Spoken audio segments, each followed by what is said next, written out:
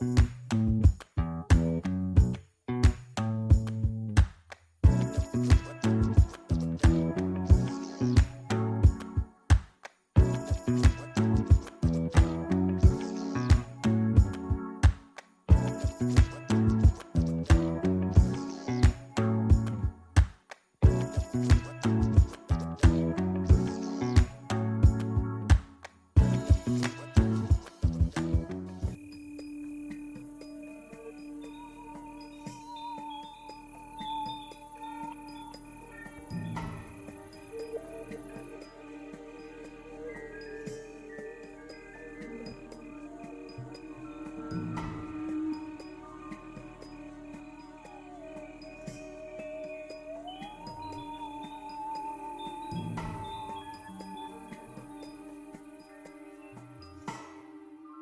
think Ginger can hear me.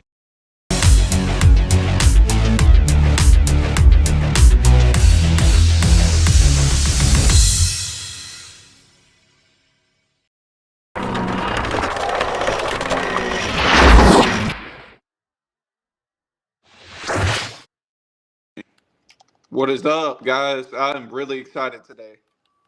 Yeah, what's up, everybody? Sorry for the long wait.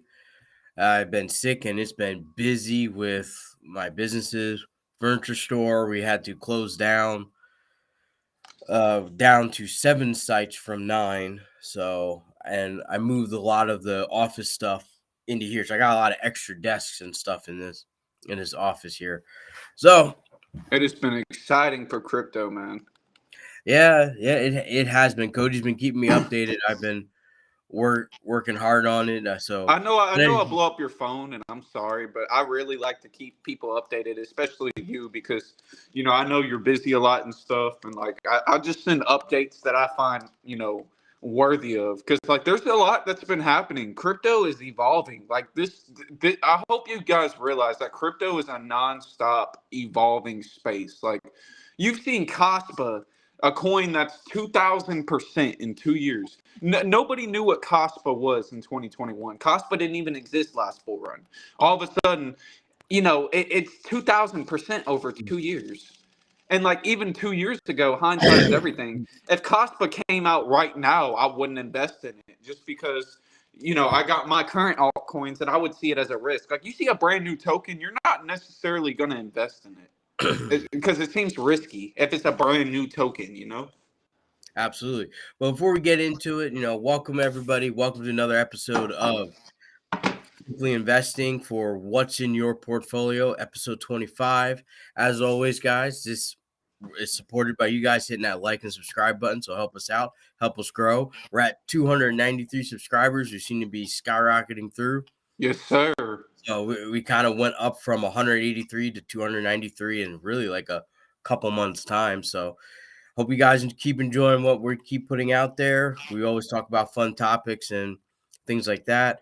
I also have more stock pick videos and more crypto pick videos coming out soon. I just got to edit them all today. They will be out, though, early on Patreon, as well as if you guys join the Patreon, you get access to Discord and, of course, access to Cody's constant updates about crypto and everything. And you get to chat with other members in there, too.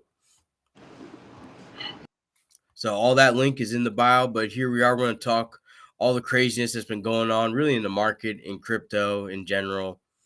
And of course, what's been going on in my portfolio.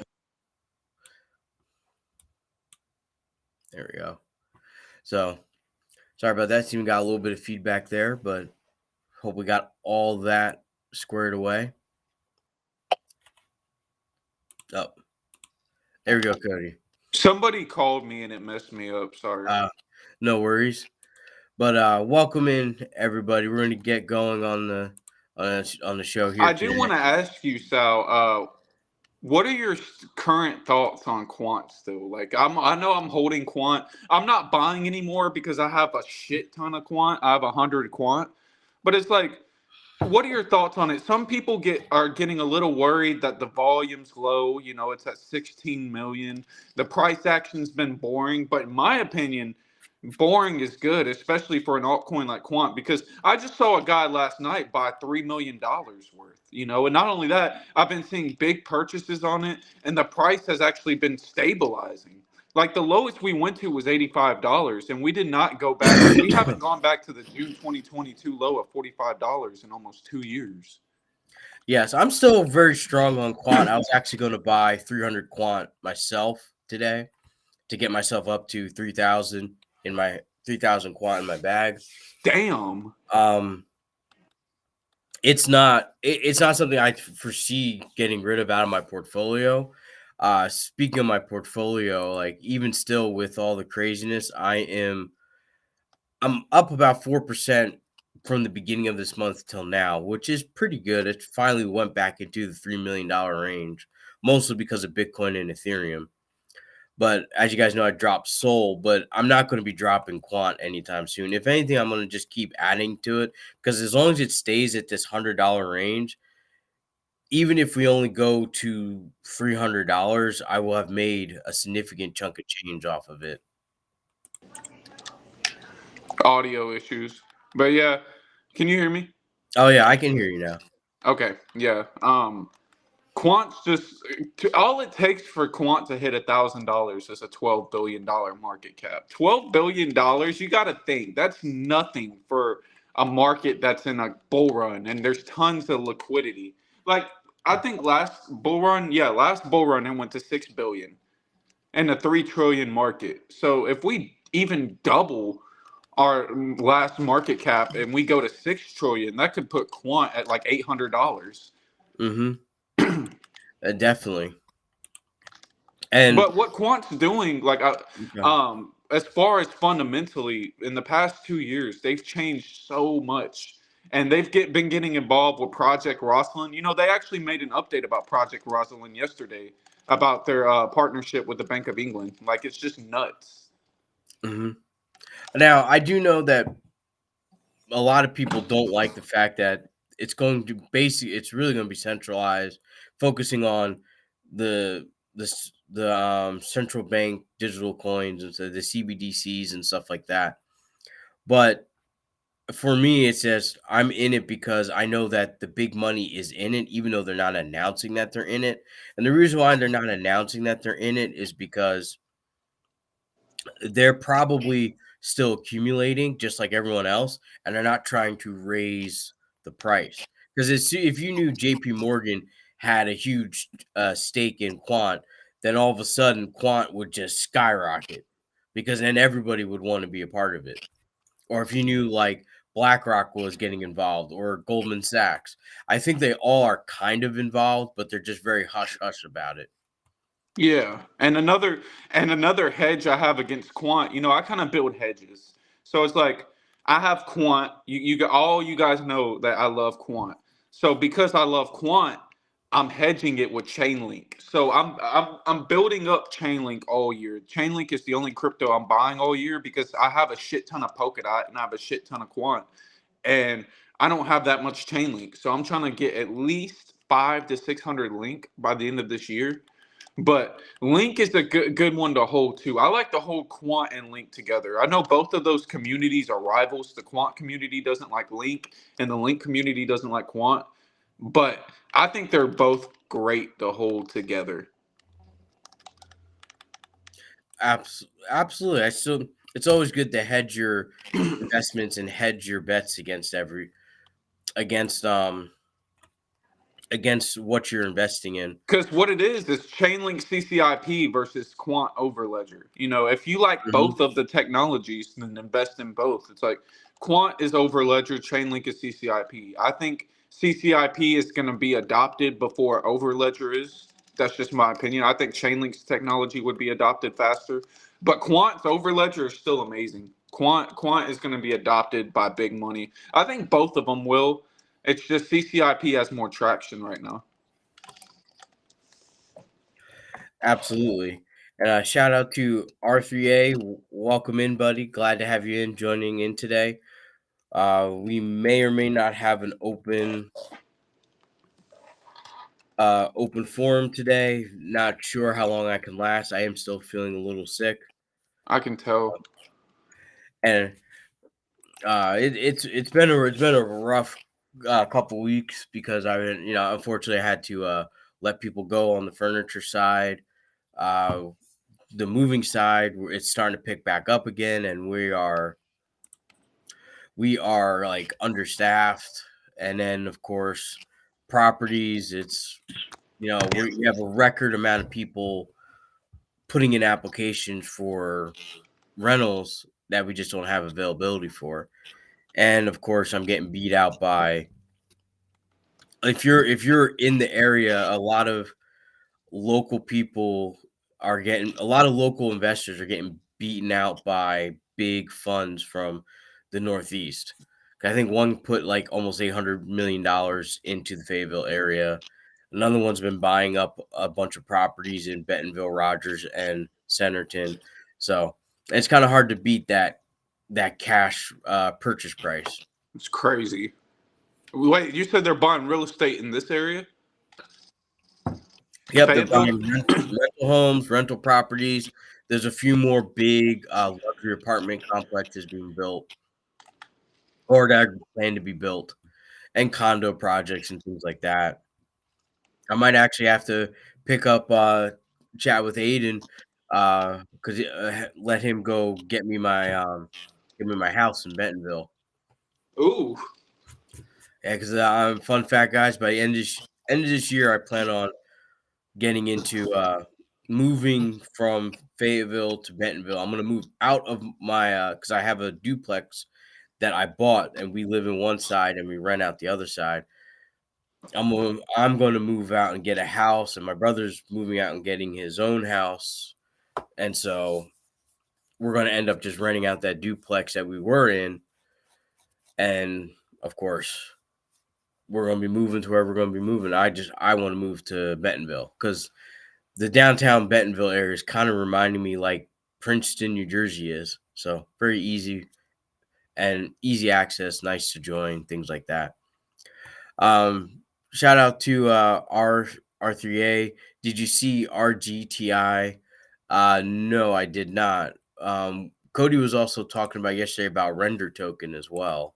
Let me pull up RGTI.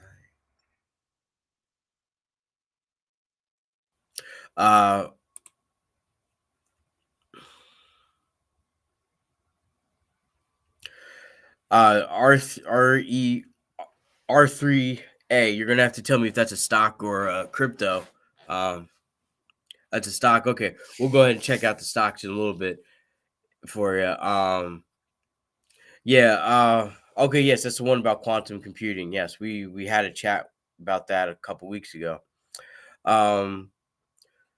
Yes, I am having less people on my team, although I am kind of bringing in someone outside for my marketing. So it's like I'm getting less overhead team people and just hiring out to other companies, such as like payroll. Like I'm not doing it myself, and I'm not getting an intern this tax season to help me get all the stuff organized.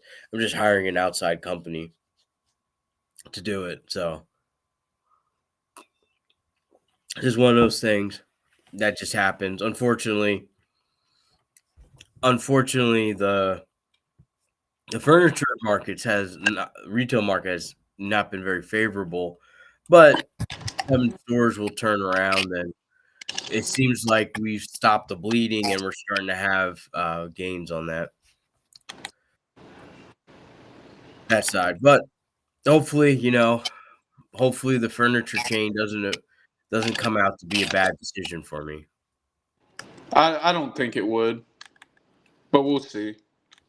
And you never know. I always tell you guys, I'm using an 80-20 rule. 80% of the time I tend to lose, but 20% of my picks of my decisions for business and investments tends to win out. And that's usually how I grow my wealth. Exactly. It's like I have three altcoins. If one of them doesn't win out, I have two others. Exactly. I could go all in on a theory. Yesterday I've been thinking. Like I probably would be up a little bit more money if I would have just only bought Ethereum this whole bear market and didn't buy altcoins. But then I thought, like, that's emotional thinking. I'm only thinking like that because Ethereum's up. Because Sal, remember back in October Mm-hmm. or November when I had almost 3 Ethereum and I told you that I was selling all my Ethereum for Quant and Dot? Yeah. Yeah. And that was because alts were pumping. And see, it's like yesterday I was thinking, like, what if, damn, like, what if I just bought Ethereum? And see, that's even I caught myself in an emotional thinking moment. Like, damn, should I really just, like, what if Quant's a risk? Should I sell all my Quant for ETH? And I was like, nah, don't do that because I've been in Quant for too long. I'm not married to my bag on Quant, but at the same time, it's Mm-hmm. like I have conviction and I invested. I had to remember why I invested in Quant. And then I remembered I'm like, oh, why am I even worried? You know, it's like this project will do well. It's in the right niche. And if it doesn't, I have 2 other alts, you know? Like, it's like I don't have to have Ethereum, like 100%. But at this point, it's like it's at $3,000 per token. So $10,000 will only get you 3 of them now. Whereas a year Yeah. ago, $10,000 would get you 6. Oh yeah. And pretty much, if you look at it from 2022 to now, you would have pretty much doubled your money because my portfolio valued then is half of what it is now. And if you stay in the market, no matter what you picked, you probably there are, it really depends on what you pick in crypto. But if you just stay Quant in the market on the blue chip cryptos, you would have made money. But see, here's what I had to remind myself. Like in June of 2022, Quant went all the way down to $45. It's almost been 2 years and we haven't gone back to that. And I've been looking at the market cap and the 5 year chart. The 5 year chart is still in an uptrend. Like it still looks solid. And the market cap of Quant, like all it's got to do is hit $12 billion. And it's not some random shit coin. And it's a coin that actually is partnered with the Bank of England and all it's got to do is hit 12 billion to 10x. Like Hmm. that's crazy to me. This how like it's almost like it's inevitable that Quant can go to 12 billion. Like wouldn't you agree? I would say so 100%. Hmm. It's like I said, it seems like to me with the blue chips, like with Quant, Dot, XRP, Bitcoin, Ethereum, Chainlink, Atom, HBAR, and a few others, you will probably, no matter when you got in them, you will probably end up making at least double your money, or if not, you might hit one of those big 5 or 6 or 10x on when the bull run happens. But if you invested in 2022 and just stayed the course instead of panic selling out, or you just kept dollar cost averaging in, you would have doubled your portfolio value. Yeah. And see, that's what I kind of feel like. Like I didn't have much money when Bitcoin hit 16K and I didn't have much money when Ethereum hit 850. But it's like sometimes I think, dang, like if I would have just bought only Ethereum, I'd probably be up slightly more. But it's like when altcoins have an alt season, I won't be feeling like that. Like I feel like if I just went back in time and went all in on Ethereum and I held Ethereum, I would see a nice gain on Ethereum. But when altcoins pump, it's like I'd be like, damn, like if I would have invested in Chainlink or if I would have invested in Quant, you know. So it's like there's FOMO on both sides. If you're a Bitcoin and Ethereum maxi, you're gonna feel great and you're gonna feel safe. You're gonna sleep easier at night. But when altcoins have their time, you're gonna be like, damn. Oh, absolutely. So no matter what, I feel like there's FOMO on either side. Like the altcoin maxis are like, dang, like low key, I should have bought Ethereum or Bitcoin because they're safer and they're less risky. And then you got the Bitcoin and ETH holders thinking, I should probably dip my toes in alts because I want more money. So it's like, Oh, absolutely. Moving away from crypto for a moment, and shout out to R3A over here, looking at Rigetti quantum computing, which you guys got to understand, as crypto is evolving, as the world's evolving, we're going to need the hardware to start matching, which is where quantum computing is going to come into play. And let me tell you something. I think this is going to excel faster than the silicon chip era, because we're at the point where we need more storage with taking up less space and less energy. And I think quantum computing is going to be the way to go. And uh, R3A here, one of our great supporters, is also right about this. Now, he's been invested in this for a while. He has a pretty good pick. It's not only up 50%, it's actually up in the last 3 months, really closer to roughly about 75%. Now, it's starting to look good. I do like a lot of the great things about this company. This is one of the videos I have to get finalized before I put it out there. But I could tell you right now that I am going to be putting a good investment into this. Into this company. I'll probably, let me see what my percentages of everything. I am probably, after I put more money into Bank of America, I'm probably gonna put a good $300,000 to $400,000 purchase into this company. Now I am taking a risk, and I do understand that, because we're kind of getting into quantum computing at the very, very, very, very, very beginning of really the frontier versions of it. So I mean, the hard work's already been done for the most part, but this is where it's gonna be. And if you're having stuff like XRP, Dot, and Chainlink all running the interoperability ledgers, what's going to happen is they're going to need to get hardware like this that can help alleviate the traffic and the flow of it, if that makes sense. Because right now, a typical semiconductor, it burns a lot of heat, and then it burns out, and it only has we have reached the physical capacity of what it can be. And with quantum computing, I know R3A can take it to a whole nother level because he's very well versed in this. But quantum computing allows for way more storage. It operates with less I should say, best way to say is less energy waste. So yeah, R3A is right. Quantum computer working on a quantum level is literally in a parallel universe. So what he's saying there is, instead of like a computer, which is binary, which is either a 0 or 1, yes or no, the quantum computing superimposes the data, which is it's everything and anything and everything at once. So you can store a lot more data in a very small amount of space versus what we can do on our digital hard drives and flash drives right now. So it is going to be the next level.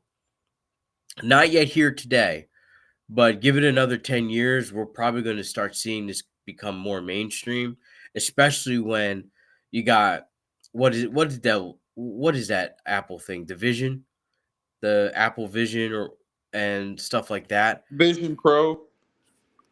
Yes, Vision Pro. The amount of augmented reality that's going to keep enhancing is going to need quantum computing to be able to handle that. And yeah, not only will quantum computing change the world and it will change the world overall. I mean, we won't need massive data centers anymore. You can have, what quantum computing means is, like, in this room, I could have hundreds of trillions of storage capacity for multiple things. Like, I could probably fit everything that's on the supercomputer in the Pentagon in one little quantum hard drive. here, which is rather crazy. And it allows for faster processing speeds. And yes, it does not waste as much energy. So we utilize more energy, which means it does not pull more off and actually is more environmentally friendly on energy conservation in the long term. So yeah, this is probably going to be around for a while. The key thing though is that it's a publicly traded company. We got to take a look at the financials here. Come on. I know we can take a look at the financials. Here we go. Which they aren't doing too bad. I mean, as expected with the company. What's probably going to happen is they are going to do another round of common stock funding, and that's probably going to get them to where they need to be. But margins are typical of a high risk company. But I do like where it's going. Yeah, crypto mining will be easier because of quantum computing as well. But it's still rather early, but not too early. Like we're right at the verge where it really is one breakthrough away from becoming mainstream. That's really what it is. But we're going to need it as technology gets more and more and more complex. And who knows, maybe through quantum computing we'll find faster than light travel. Maybe. Well, that's kind of my thoughts on it. I'm going to give there are more in-depth videos coming out on it for your R3A, so watch out for that. But we do appreciate you joining in here. As far as stocks go, I haven't actually tracked out my stocks yet, but I'm probably seen another 2 or 3% gain in stocks as well. Um, I usually keep my stock portfolio and my crypto portfolio about the same, although crypto kind of spikes up, spikes down, spikes up, spikes down. So we'll have to see where we are headed from here with it, with everything going on. But still, I'm holding. I sold a lot of my mortgage and lending based companies. I'm still keeping Bank of America, but that's really only other than let's see here. I sold my BlackRock stock, sold my ORC, NLY, and I'm only keeping Bank of America on. And I bought more Walmart, Coinbase, Healthcare Association, Porch Moving Group, of course. And I also bought a little bit more Microsoft there. Nothing spectacular, but just a little bit more Microsoft. And I'm still holding Apple and AT&T on that front on there. As far as I got way more positions on my crypto, that's because I'm taking a lot of huge risks with it. But keep in mind, guys, I have businesses, I have other cash flow, I have my real estate side, which is generating a significant amount of cash flow. And of course, I also have a few funds, a few of my private, like Wealthfront, Betterment, and of course, I have my private equity. Although Cerberus looks like I'm going to lose out on that money. I'm actually, when Uphold has the next round of funding, I'm going to enter that in. Other than that, I did buy more of Ripple when it had that last round of financing. So my private equity shares are almost to $1 million in net value. So we'll have to see where it's going. We're getting close.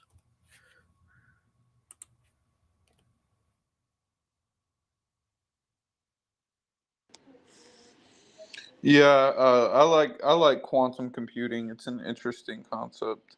I could see, like, for example, like Quant's Overledger needing quantum computing if it just keeps advancing. Hmm. Yeah, and the more complex the technology gets, the more we're going to need faster and faster built hardware to keep up with the programs that we're running, especially when you're talking about augmented reality. I mean, very few people are operating on that on that Vision Pro right now. So imagine where it's going to be when you get like 500 million people on it. But we also have to see, because we also have what's going on what people are trying to do with going to space, mining resources. I know there's a few like startups that are talking about researching the skies where like iridium, platinum, gold, and titanium, which is everything we need for the next stage of technology as where it's going. And they're doing rounds of funding, saying they're going to research it and try to set up mining colonies out there. And that's what this is stuff people are legitimately trying to start businesses over.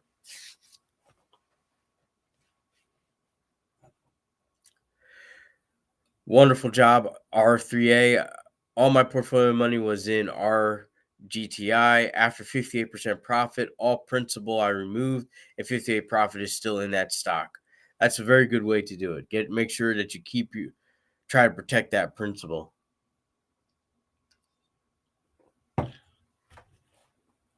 Yeah, rocket companies. Although probably Jeff Bezos is going to be more successful than Elon Musk's, but his is more transportation of people. But once we start finding out how to mine like iridium, which is a very valuable material for space travel, and then titanium, platinum, and tungsten, we're all going to need those. And it also depends on what type of fuel source we use too. I'm sorry, our R3A, no Peter Beck. I'm not sure what you're referring to there, but nonetheless, that's where we're headed to. Like there's been rounds of funding in private equity for people are trying to. I mean, there's always been someone who's been jokingly or scammingly trying to do like the hotel on the moon, but now it's like you're getting people like, okay, I think it's possible we can make a mining company to go out there, get to the asteroid, mine the asteroid, and then move to the next asteroid. So don't be surprised if we start seeing mining colonies and things like that out there. The next step is how we're going to bring enough supplies up there so that way they're self-sufficient there. That's going to be the next step. It's going to be interesting to see what happens to humanity after that point, because once again, evolution is going to kick in, and how are humans going to behave on different celestial bodies within the solar system. But if we do start doing a lot of that mining out in our solar system, we're going to, like, lithium's everywhere, so we don't even have to mine lithium and cadmium here. We can go mine it like on Venus, Mars, moons of the other planets, things like that, or asteroids. We'll probably find it. That means less toxic waste on our planet. It's just on someplace else that we don't live on. I know it's going to be a very interesting time. If you guys are young, early, like late teens, early 20s, or you're just a young kid watching this, just keep in mind the future is going to be pretty wild for you guys. Oh yeah, we'll take a look at that. I don't know if I can bring it up here because I don't want the stream to get bogged down. But let me see here.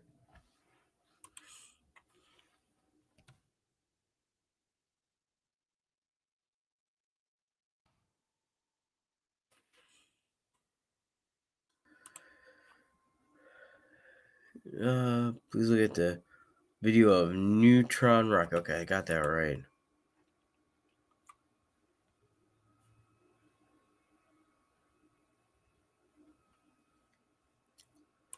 Okay, but I think I can share it. But if we put it on there, I don't know if we'll get knocked down because I don't really have.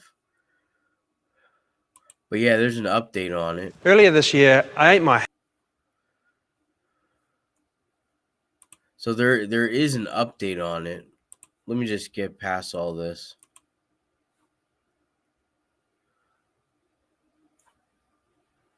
All right, let's see. A new rocket.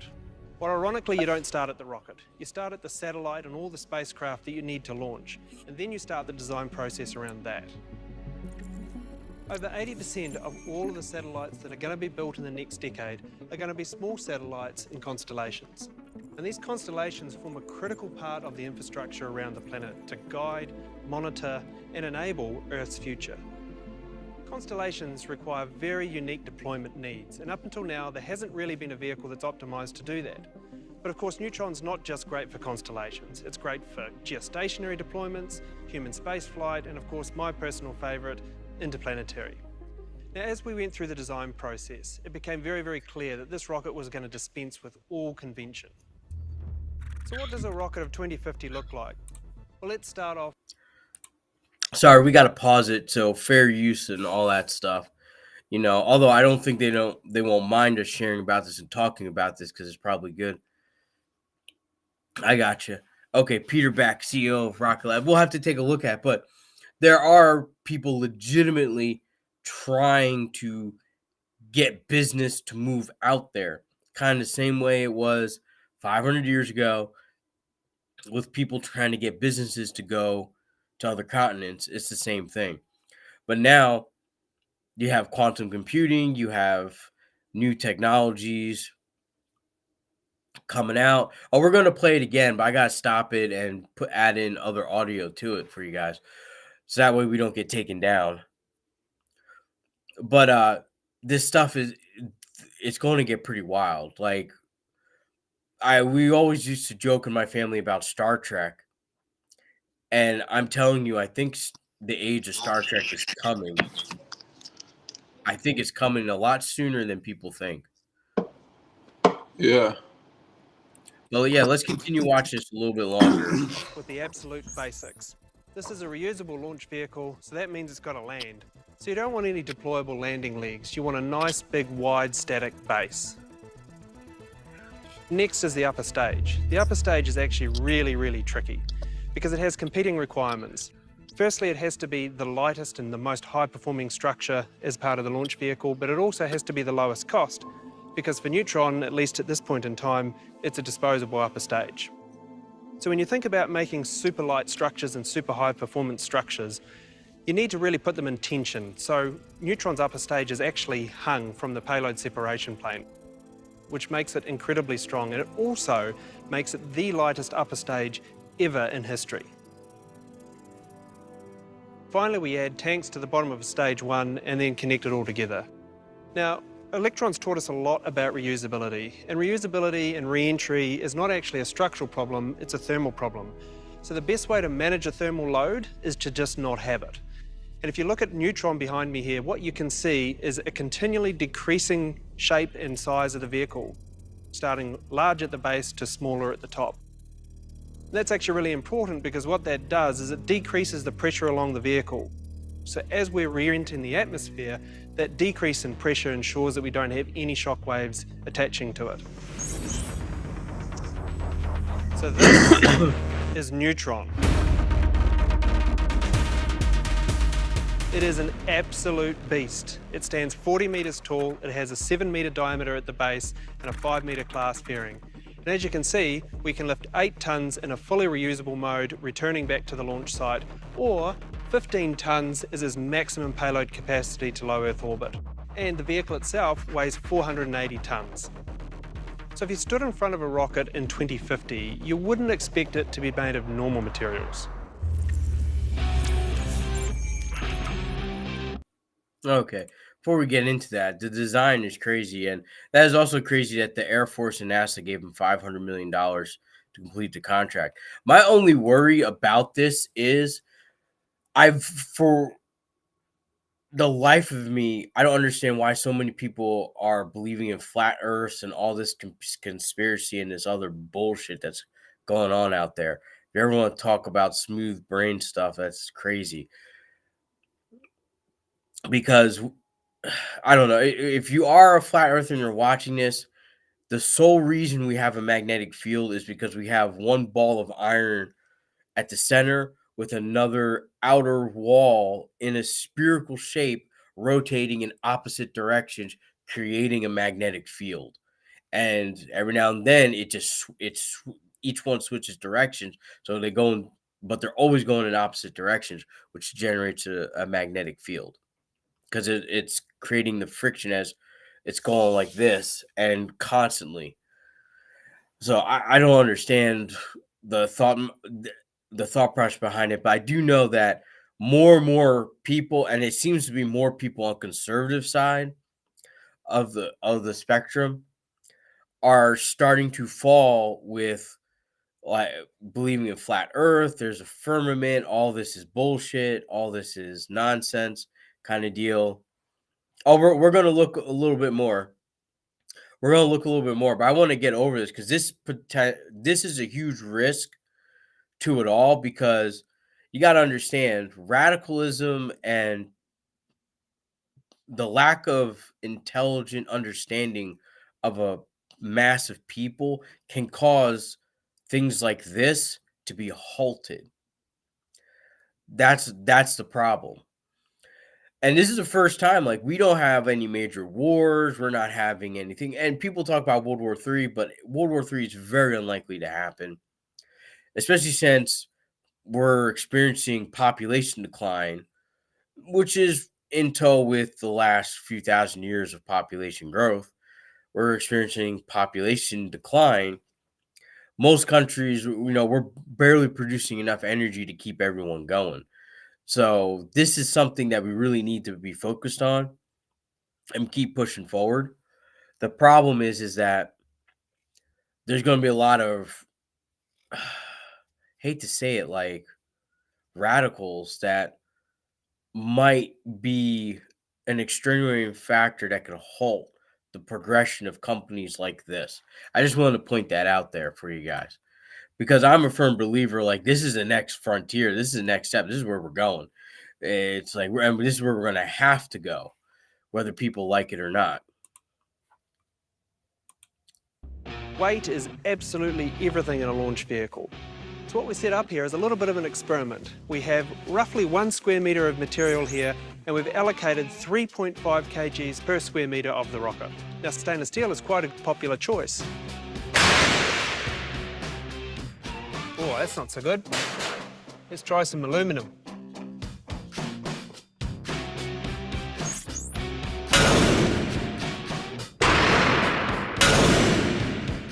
That's not very good either. I have to say that this is actually a very good demonstration. So the props to this company and the CEO setting all this up, because this is a visual representation that helps 90% of people understand concepts. Okay then, let's try something new. Let's try carbon composite, but not any kind of carbon composite, a Rocket Lab carbon composite.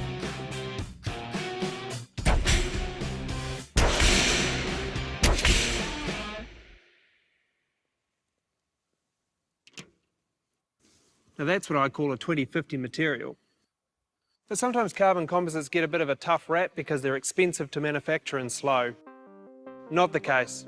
We're going to do this fast. We're going to use automated fibre placement. 3D printing really changed the game when it came to rapid manufacture. At least it did in 2013 when we used it to build the first 3D printed rocket engines on Electron. With metallic 3D printing, you measure the speed in millimetres per minute. With automated fibre placement, you measure the speed in metres per minute. We have already shown with Electron that carbon composites are an ideal material for an orbital rocket. Now, thanks to Neutron, it's going to really come into its own as a rocket material of the future. Now, as much as I do love the sleek black look of carbon, it's about far more than looks. A huge reduction in weight is a game changer. If you can take the mass out of the rocket, you take the pain out of propulsion, and quite literally, the heavy lifting. Yes, that's very true.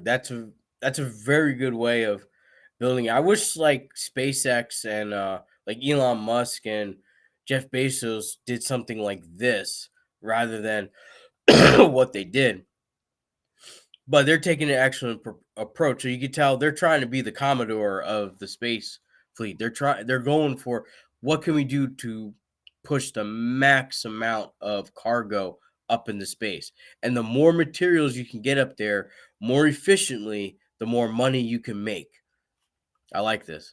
That is what I'm telling you. Space Frontier is going to be the next, and these companies are going to be phenomenal. Now let me introduce you to Rocket Lab's newest engine, Archimedes. Now, because we don't have to lift a great big hulking metal rocket into orbit, it means the engines can be far less stressed. We don't need to push the engines to their absolute maximum. Archimedes is a 1 meganewton thrust engine. With over 320 seconds of ISP, its propellants are liquid oxygen and methane. That is a shit ton of energy. That is a shit ton of energy and propulsion. So that's crazy. That should be able to put you at like Mach. The rocket should be traveling at about Mach 23, I think. I'm a little sick and lightheaded, and I haven't had enough coffee yet, so I might be doing my math wrong. Look a little bit more, please. The main thing is coming. The stock is $3 billion approx worth now. They're after SpaceX, most launching rocket in USA. Currently, they launch election neutron will come this year, I guess. Yes. My bad. I had a little hard time reading that. No worries. Yeah, my math may be a little bit off, so I apologize if there's anyone watching that's really good at the physics of this. It's been terrible for me doing the physics, especially in my head. I have to write it out, but I'm guessing the propulsion should put it at about Mach 23, so it should have more enough energy for like a 30,000 ton payload to be able to push it up there. That includes like food, materials, construction equipment, because a lot of you guys don't know, like you couldn't bring an excavator up there on a rocket ship. You'd have to bring it piece by piece, and it would take like 100 years to get it to where we need it to be. Whereas this might be able to get it, because they won't be able to get large stuff, but like a small excavator is like 25,000 tons. Might be able to get that up there. I don't know. It's going to change a lot. Yes, and they're reusable, so hopefully you can bring the waste down. Now, if you can bring human waste down, that'd be great. And just repackage it as fertilizer, things like that. It's going to be awesome. There's going to be a lot of uses for this, but let's keep watching. Kind of almost done. And the cycle is also very simple. It's a gas generator cycle.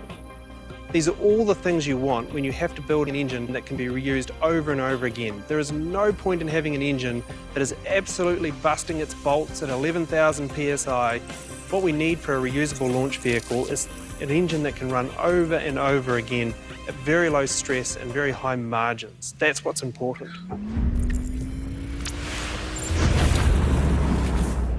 Seven Archimedes engines propel the first stage. I also got to say, I like the names. I like the names of everything.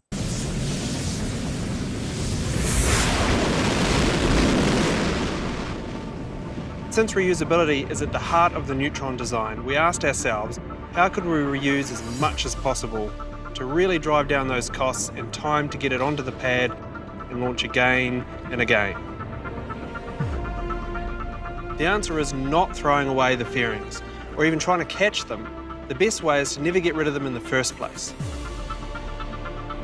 Next, we have to control the rocket during re-entry. So that's right, Neutron does not land on a barge, it is a return to launch site vehicle.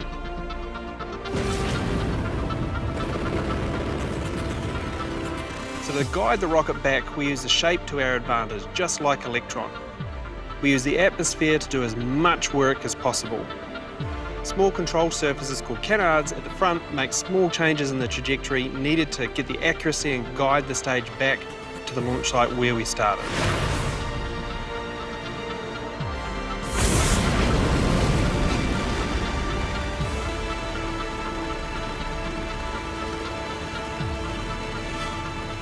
So what lands back on Earth is a complete first stage, fairings and all. And all we need to do is open those fairings back up, load in a second stage and a payload, close the fairings and go again. So what does a 2050 rocket look like? Well, it should be designed to be reusable from day one. It should also have materials that are advanced, materials that can withstand all the forces of re-entry and are cost-effective and easy to manufacture. It should also have engines that are able to be used over and over again, and engines that aren't stressed to their absolute limit. It's really important also to be able to return the vehicle to a launch site, not costly barges way out in the middle of the ocean. And then finally, it's also important not to throw away fairings, but just have a vehicle that you can load upper stages and payloads in and fly again and again and again. And it launches from a pad without all that bulky and costly infrastructure. We did something extraordinary with our first rocket, Electron, and we're doing something even more extraordinary with Neutron. The team is flat out right now at full force developing it. Prototype tanks are under manufacture as we speak, and Archimedes will breathe its first fire next year. Because at Rocket Lab, when we say we're going to do something, we do it.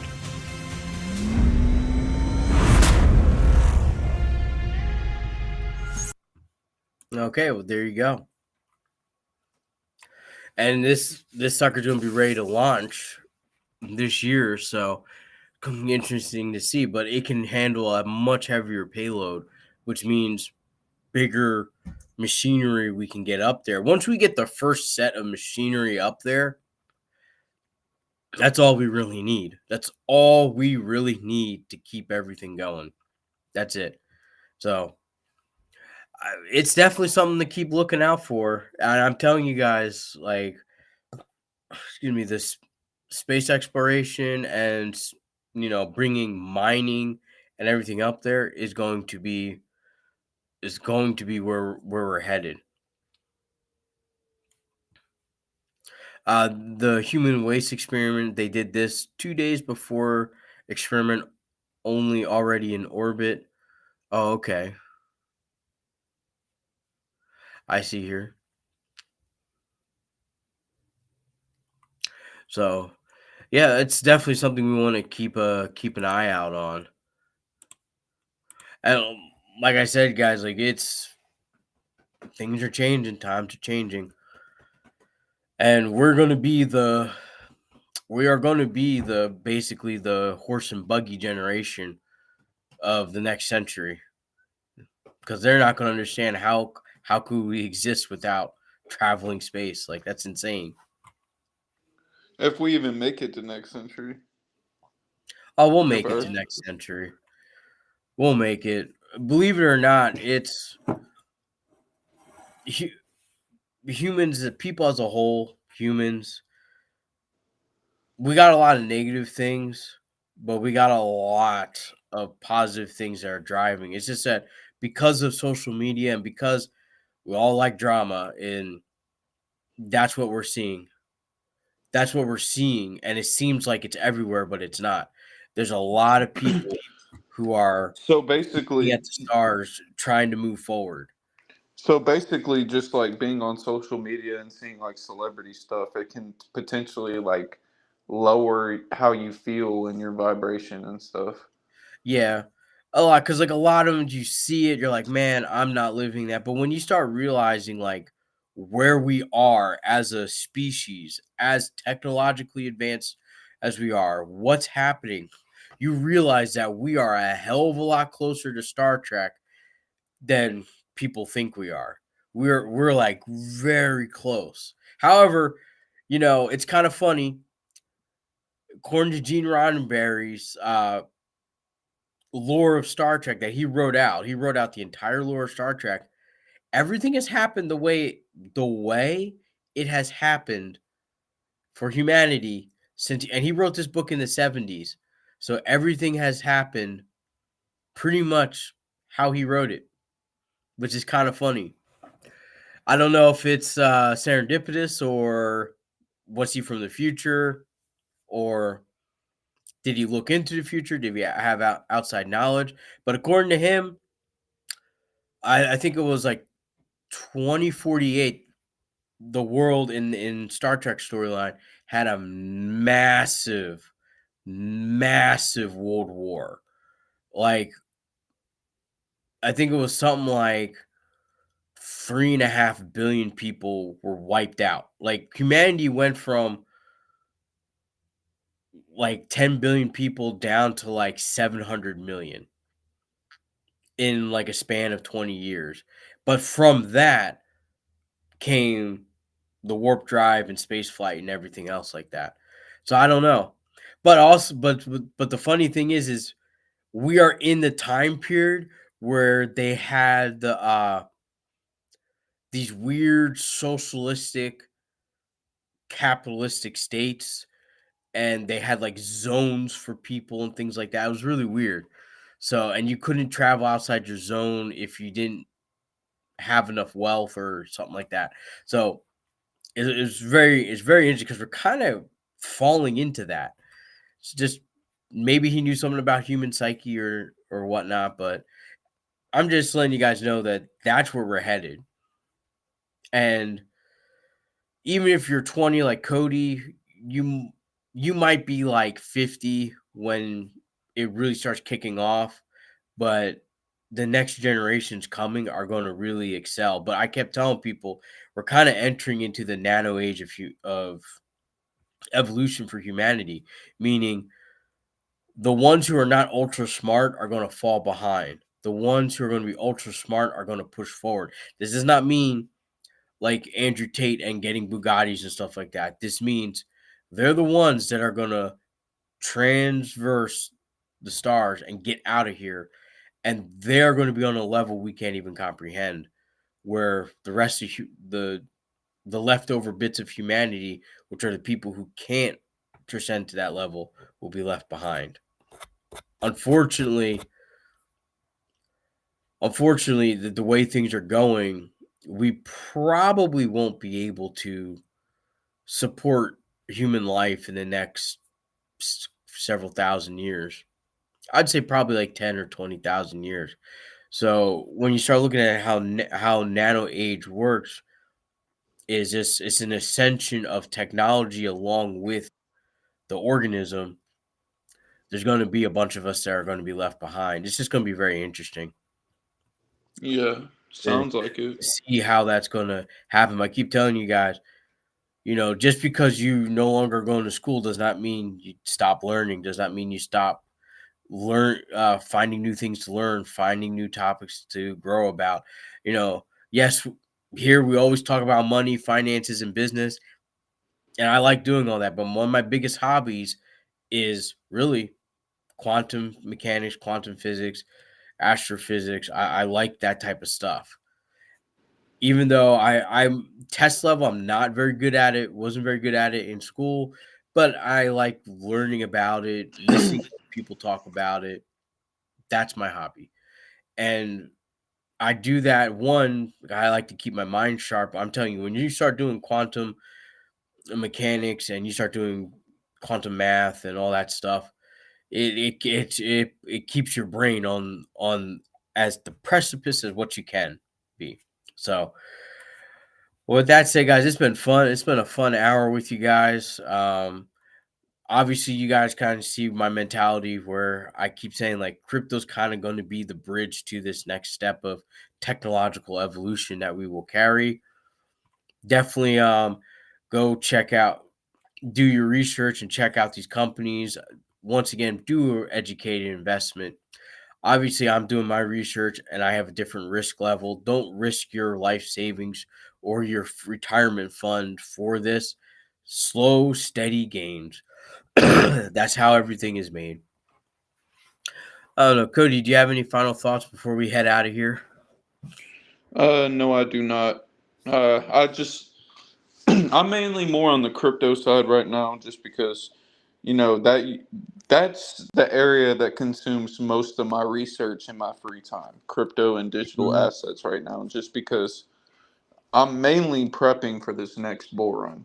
I'm dollar cost averaging every time I get paid. I buy $1,000 worth of crypto every month, so by the end of this year, I'll have DCA'd another 10, 11,000. Yeah, there you go. And 2024 is going to look like a pretty stagnant year on crypto as well. The stock market's eventually going to start tumbling down. My worry is that if we don't see an economic crash in March or April, we're going to see it in October. It's going to be really interesting because we're going to see it right around the election. Don't know how that's going to fare, but I can already tell you the election is going to have a huge effect on our portfolios. So just stay leery, watch it, and understand what people are doing. So, because there's no one really controlling the zeitgeist, it's just hundreds of millions of people trying to make the best decisions they can for themselves. That's all it really is. But with that, guys, I have nothing else to say. Really appreciate you guys joining in here. Thank you, R3A, to being a great supporter. Also, thanks to Crypto Dream. I know he's probably sleeping right now, but he's also one of our great supporters. He also has a YouTube channel of his own. So go to him, Crypto Dream. Same thing on YouTube. He's definitely a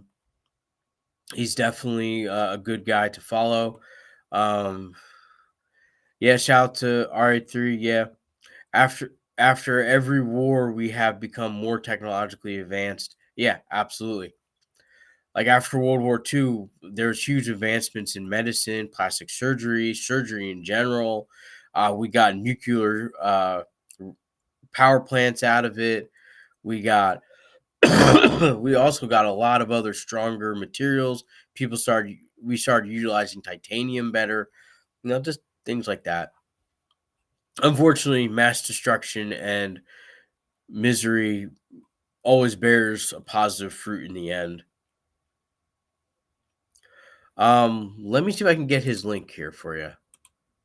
I know I have here, but let me see here. Go to my subscription. Where are you, buddy? Man, I don't know why they don't do this in alphabetical order. There he is. All right. Yeah, his handle is at Crypto Dream for us. I'm gonna put that in the chat for you guys. That's his YouTube page. If you guys want to go ahead and give him a shout out for it. But thank you guys. Thank you for all your support. And we will check you guys next time. And stay tuned for more videos. Now that I have a little bit more time and hopefully a little bit more better health the next time, and I'll be able to last a couple hours instead of an hour. But thank you guys. He doesn't do a lot of lives. His job switched. Crypto Dream's job switched from, I think, days to nights. So I just know he does a lot of videos now in his car or when he gets a chance to make a video at home. But he makes about a video or two every week. But you can definitely check out channel. He's got a lot of videos on there too about stocks and things like that, or cryptos and everything.